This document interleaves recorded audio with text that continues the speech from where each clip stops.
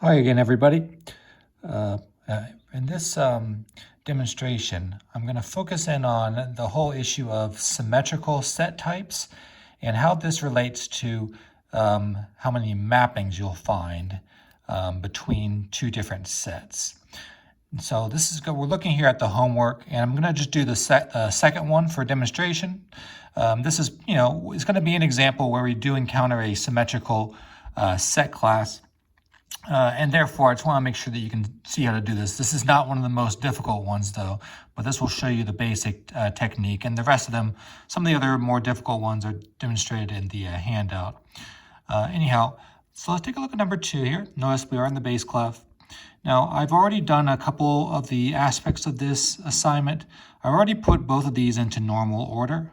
So right here, I have the normal order of this one, and right here, I have the normal order of the second set. Remember, one way to differentiate normal order from prime form is that you're going to use square brackets, and you also use the commas to separate the numbers. And the numbers here are the actual pitch classes. And then I also have the prime form.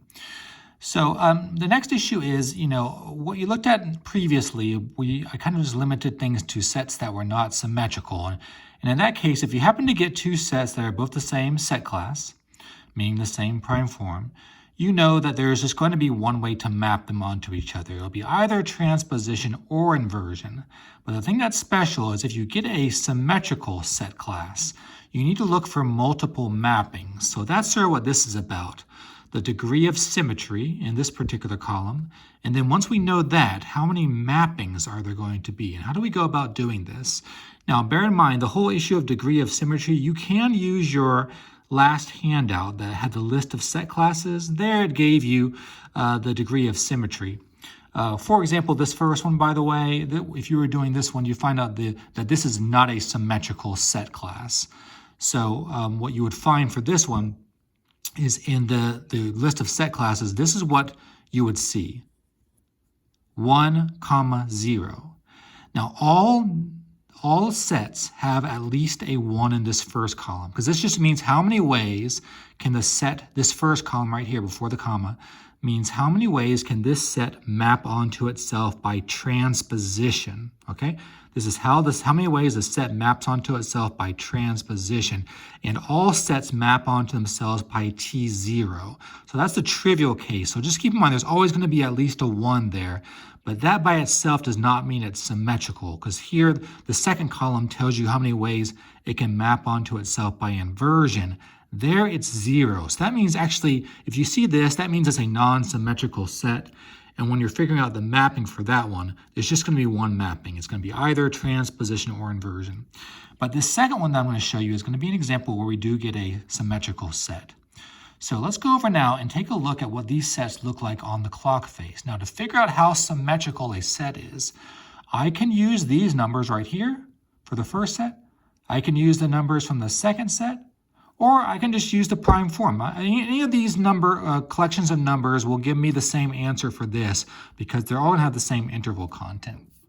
So anyhow, let's just take a look. I have both of these sets, set A and set B, on clock faces. And so let's just choose set A to try to answer this question of how symmetrical is this?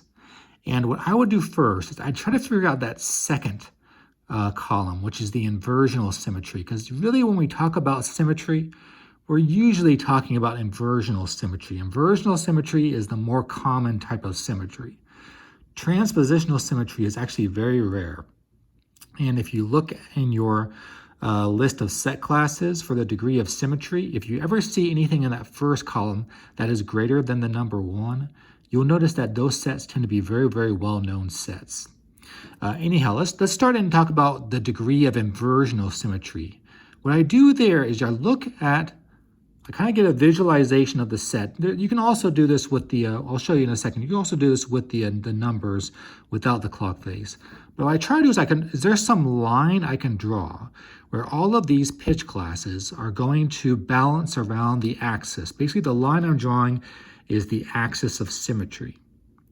So if we look at this, you'll notice that if I draw a line right here, sorry about my line, it's a little hard to draw with one hand. Notice how if I draw this axis of symmetry between the numbers 11 and 0 and between 6 and 5. Notice, by the way, an axis of symmetry can go through notes too. These notes balance around the axis. This is inversional symmetry when you have this sort of deal.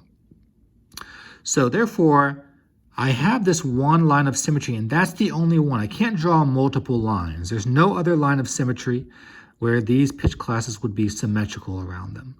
Therefore, there's 1 degree of inversional symmetry. So over here, in the second column, I'm going to put a 1 there. But I don't have anything more than that. There are some other very well-known sets like the whole tone scale and so on that would have multiple lines you could draw. Okay, now the next issue is transpositional symmetry. Again, I know that there's going to be a 1 here. That's the trivial case. I know that the set can map onto itself by T0. So I have to ask myself, besides T0, is there any way I can get these notes to map onto themselves? So in other words, to get the exact same notes back. That's what it means to map it onto itself. And if you look, the answer is no. Right? There's no way I can rotate this clock face other than T0 and get the exact same notes back. Therefore, I only have the 1 in this column. So this set has inversional symmetry, but it does not have transpositional symmetry other than that trivial case. But really, that trivial case does not mean it's a symmetrical set. That trivial case is just included here for a mathematical reason that I mentioned in the handout, which has to do with figuring out how many unique versions of a set there is. Now, anyway, after all of that, by the way, you could have also done some of this a little bit faster. If you can quickly kind of visualize the set, one thing you'll see for a lot of sets that are inversionally symmetrical is that they're going to have like a palindromic interval series. So 9, 11, that's an interval of 2. 11 to 0 is 1. 0 to 2 is 2. So I have the interval series 2, 1, 2. That tells me that we also have inversional symmetry. Only thing is you got to be careful because some sets that have lots of symmetry, multiple levels of symmetry, could have this happen with you rotating the notes around as well. So it's pretty useful to use the clock face. Anyhow, now what do we do next? What is this whole issue with symmetry and mappings?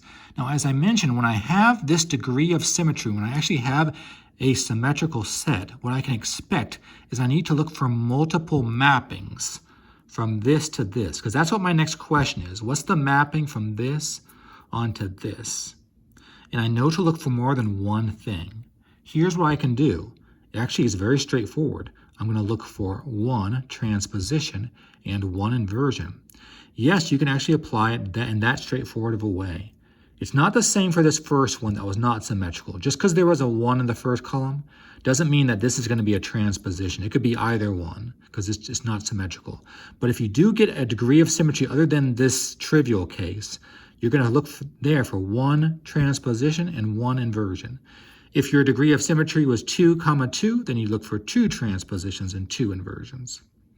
So let's do this. Let's first start by looking for the transposition.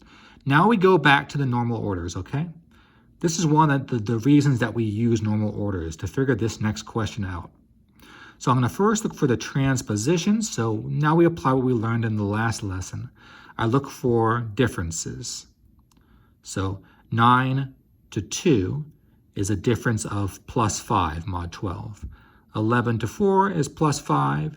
0 to 5 is plus 5. 2 to 7 is plus 5. Therefore, the mapping is T5. That's my transposition. And transposition just means how I can take all these notes onto this one. And if you look at my musical resolution, you'll notice that this is indeed a pitch transposition. I get the exact same line transposed. The inversion, as we learned in last lesson, you're going to sum from the outside in. So 9 plus 7, that's 16, which is 4 mod 12. 11 plus 5, also mod 12 is 4. 0 and 4 is 4. 2 and 2 is 4. So we sum things from the outside in, and this is going to be T4i. Excuse me. And there you go. That's how you figure out this particular example. Now, so like I said, this is not the most difficult one on this homework. Some of these down here are going to have degrees of symmetry that are greater than even this. And you're going to need to look for multiple transpositions and multiple inversions. To do that, it's not going to work here because we don't need to. You're going to need to reshuffle the notes. That is to find a way, let's say this was a symmetrical set where you can get the same interval pattern with different note at the beginning. And they're always going to have to read ascending numerically. So just rotate them around. Also, if you see transpositional symmetry, you'll see there's that a particular way that it would transpose onto itself. Anyhow, so let this be just a little bit of a demonstration for how to do the homework question.